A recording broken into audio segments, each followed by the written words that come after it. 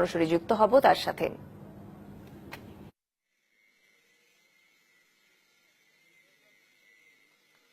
AB bank election এক্সপ্রেসে আজ আমরা জানার চেষ্টা করব সুনামগঞ্জ 2 আসনে আসন্ন একাদশ জাতীয় সংসদ নির্বাচনকে কেন্দ্র করে রাজনৈতিক দলগুলো কি প্রস্তুতি নিতে শুরু করেছে, তাদের মধ্যে কতজন মনোনয়ন প্রত্যাশী রয়েছেন, সেই মনোনয়ন কেন্দ্রে কোনো দ্বন্দ্ব রয়েছে কিনা।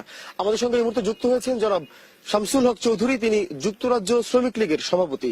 জনাব শামসুল হক চৌধুরী, এই আসনে আওয়ামী লীগের কি প্রস্তুতি রয়েছে সেটি তো বলবেনই, পাশাপাশি এই আসনে তো এর আগে যে কয়বার আমরা দেখেছি সুরজিৎ সেনগুপ্ত তিনি 4 বারের এমপি ছিলেন এই আসনে, এবার এতজন মনোনয়ন প্রত্যাশী কেন?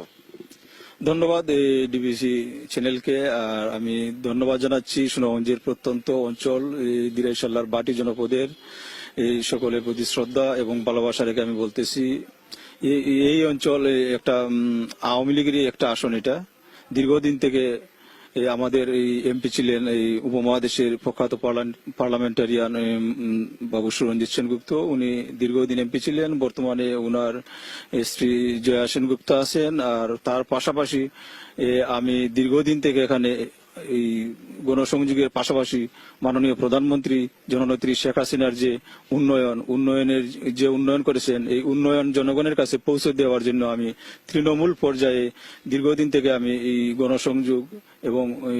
গণসংযোগ করছি। তা আমি দেখতে পাচ্ছি যে তৃণমূলের আওয়ামী লীগ ঐক্যবদ্ধ এবং তারা আবারও এই উৎফুল্লভাবে তাকিয়ে আছে যে একাদশ জাতীয় সংসদ নির্বাচনে আওয়ামী লীগকে জয়যুক্ত করবে, যেহেতু এটা আওয়ামী লীগের একটা আসন। জাতির জনক বঙ্গবন্ধু শেখ মুজিবুর রহমান আমাদের দিরাইতে এসেছিলেন। আর আপনারা জানেন গত বছর অকাল বন্যায় হাওর যখন আমরা ক্ষতিগ্রস্ত হয় তখন আমরা হতাশ হয়ে পড়ি যে আমরা কিভাবে বাঁচবো। তখনই আমাদের এই আশার প্রদীপ জেলে দিয়েছেন আজকের মাননীয় প্রধানমন্ত্রী বঙ্গবন্ধু কন্যা জননেত্রী শেখ হাসিনা।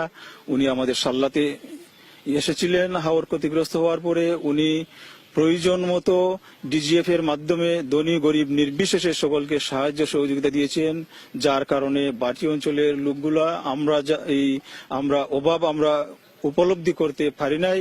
আমি মাননীয় প্রধানমন্ত্রী জননেত্রী শেখ হাসিনাকে বাটি এলাকার মানুষের পাশে দাঁড়ানোর জন্য অশেষ ধন্যবাদ। এবং রঞ্জিত সেনগুপ্ত বেঁচে থাকাকালীন সময় তিনি একমাত্র প্রার্থী ছিলেন আওয়ামী লীগের, এবার এতজন প্রার্থী কেন, মনোনয়ন প্রত্যাশী কেন? ধন্যবাদ। ওই সুরঞ্জিত সেনগুপ্ত দাদার সাথে আমিও একবার প্রার্থী হয়েছিলাম এটা এই 10ম জাতীয় সংসদ নির্বাচনে। তো তখন যেহেতু আমি নৌকা পাই নাই, মাননীয় প্রধানমন্ত্রী জননেত্রী শেখ হাসিনার নির্দেশে আমি নৌকার পক্ষে কাজ করি যাতে নৌকাকে বিজয়ী করে আনা যায়।